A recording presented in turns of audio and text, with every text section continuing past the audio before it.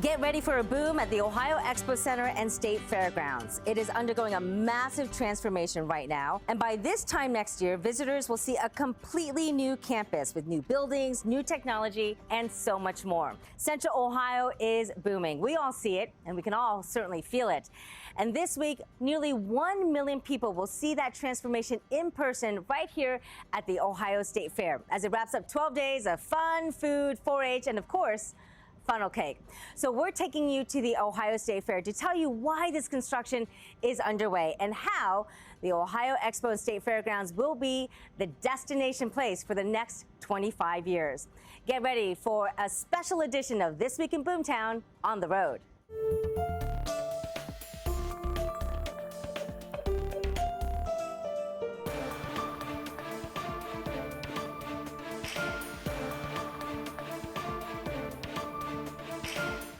Thanks for joining us for This Week in Boomtown. I'm Angela Ann. As we take you on the road, I'm coming to you from the Ohio State Fair.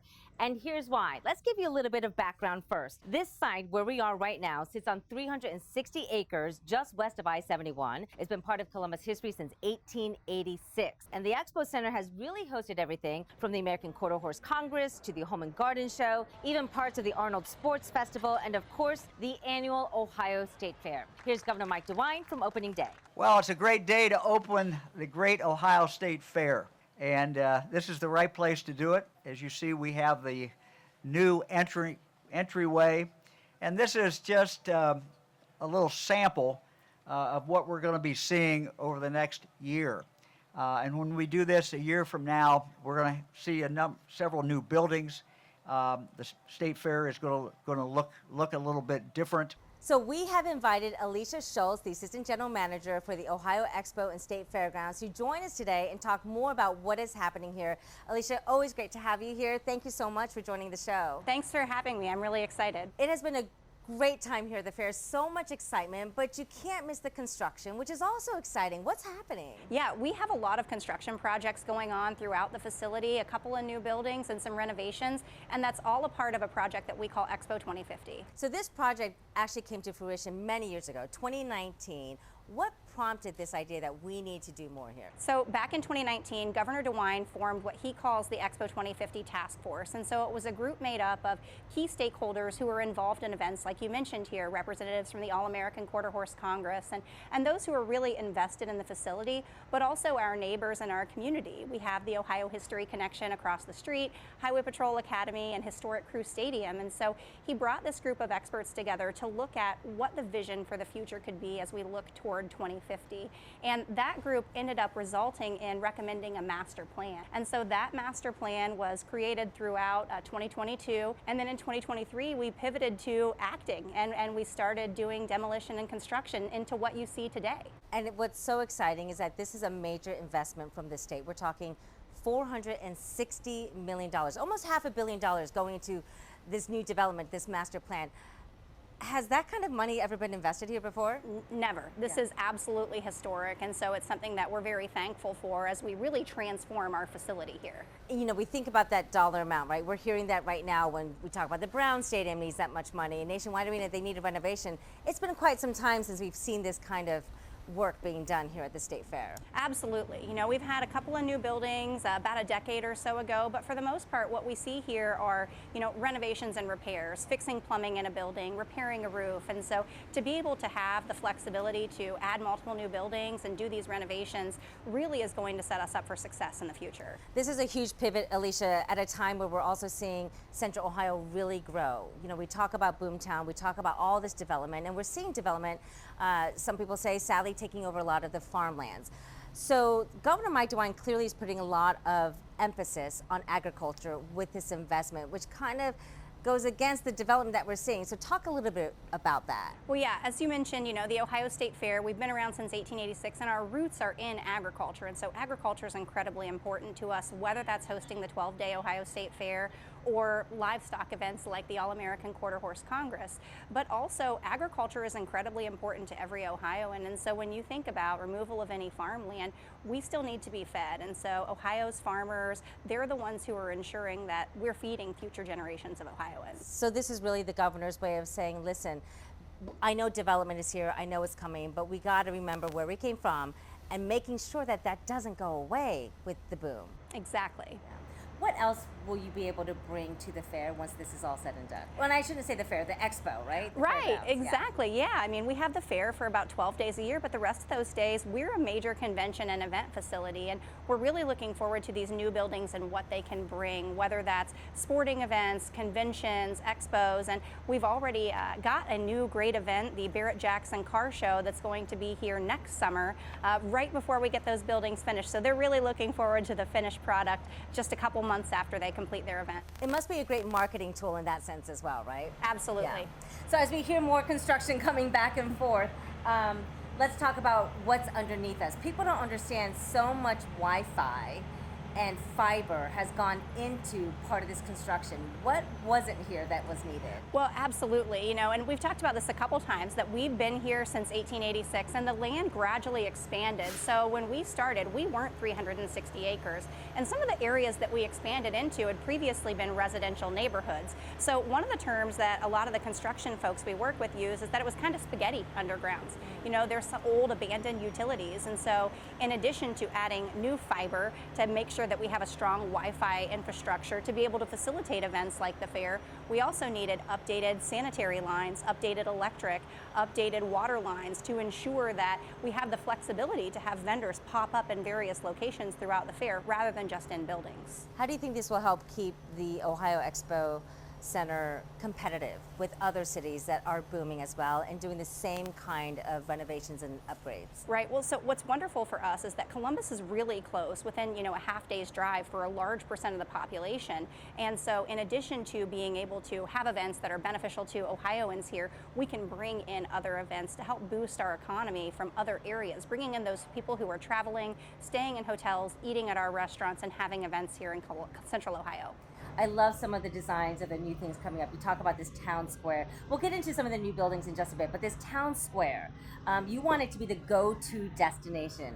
Why is that? And describe what's going to be there. Yeah, it's really exciting because we have this town square area, as you mentioned, and we're trying to move the heart of the fair and make sure that there's plenty of things for people to do as they go throughout the facility.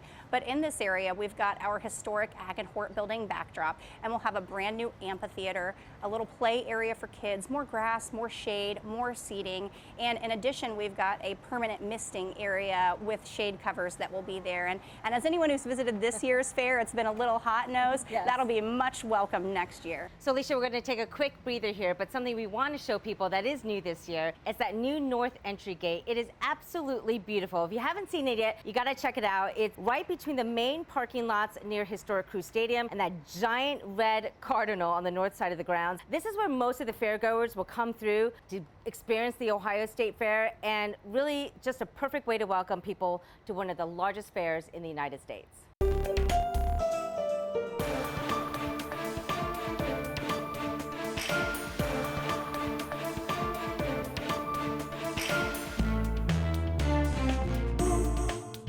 So we are giving you a bird's eye view of the Ohio State Fair as it sits today. It is massive. We're talking hundreds of acres that will look quite different this time next year, and that is because of a $460 million project already underway that will transform this fair for the world of tomorrow. So we are back with Alicia Schultz. She's the Assistant General Manager for the Ohio Expo and State Fairgrounds.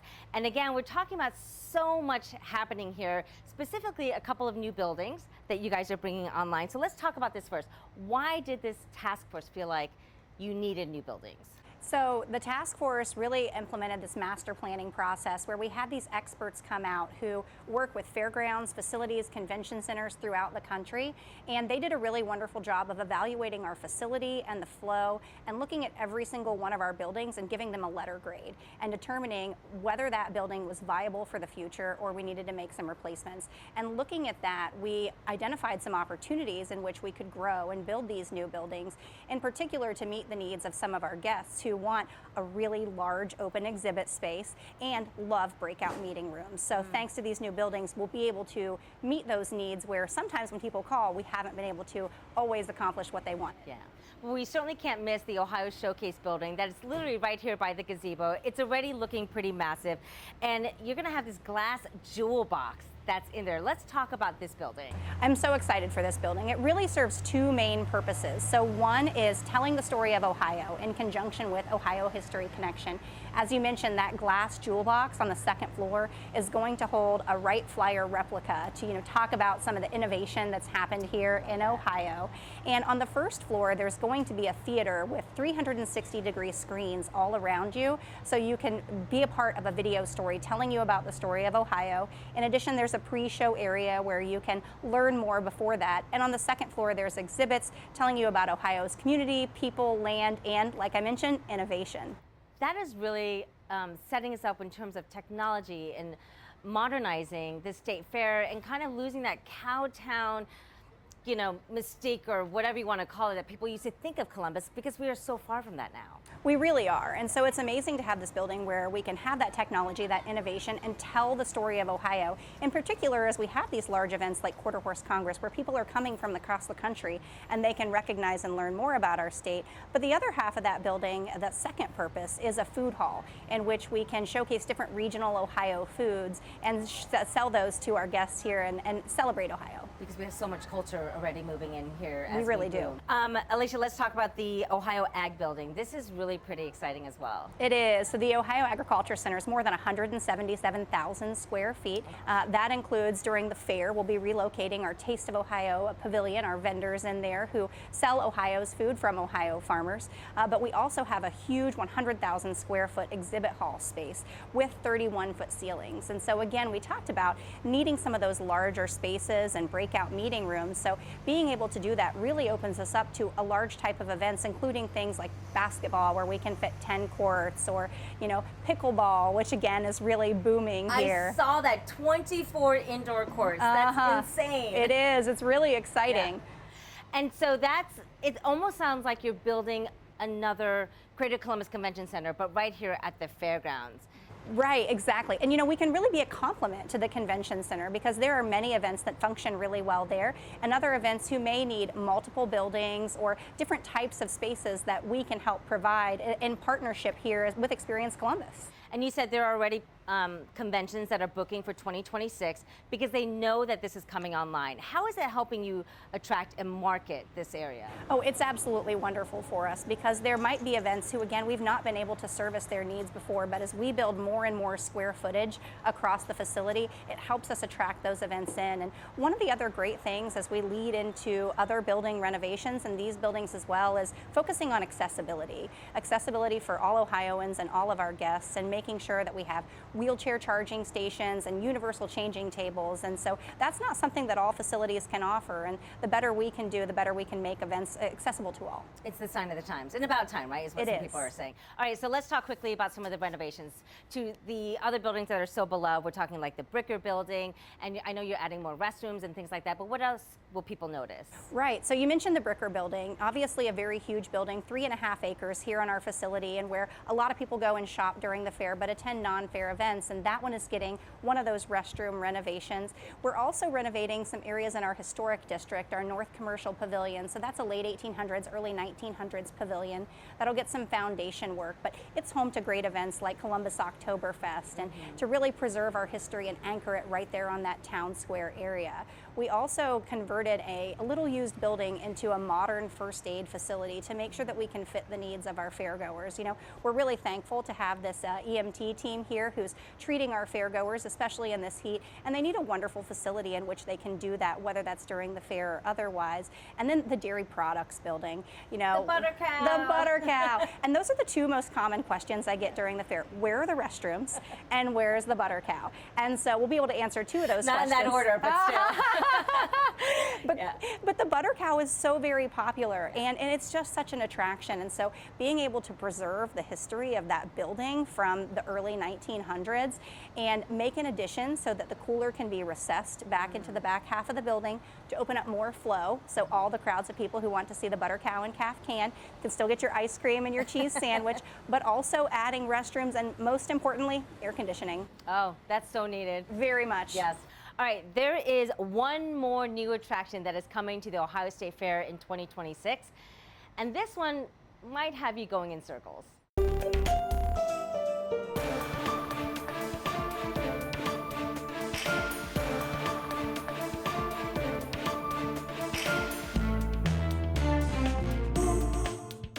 So as we bring this special edition of This Week in Boomtown to a close, we want to talk about one of the most exciting things coming next year, Alicia, to the fair in 2026. And this is the Carousel. And so many people, especially the governor, are super excited about it. We're excited about it, and it's going to be a custom Ohio-themed carousel that's really unique. And in fact, there's not very many companies that still do hand-carved wooden carousels in the country. And we're really lucky to have one right here in Ohio, Carousels and Carvings in Marion. And they're carving all of the menagerie of characters that really represent Ohio. Everything from a cardinal, a male and female cardinal, to a white-tailed deer, to a trumpeter swan, and of course farm animals. Why did the governor want to bring a carousel to the fair? I think it's really important. We have the Sky Glider. Right now, that's the only ride that we own here. It's been a tradition here since 1969. And I think what we see with carousels is they're a representation of, Americana over the past, and they can lead into the future. And I think it's one of those things that will really become a tradition for families, much like when you come and you ride the Sky Glider or you visit the Butter Cow, that you won't be able to visit the Ohio State Fair without hopping on your favorite character on the carousel.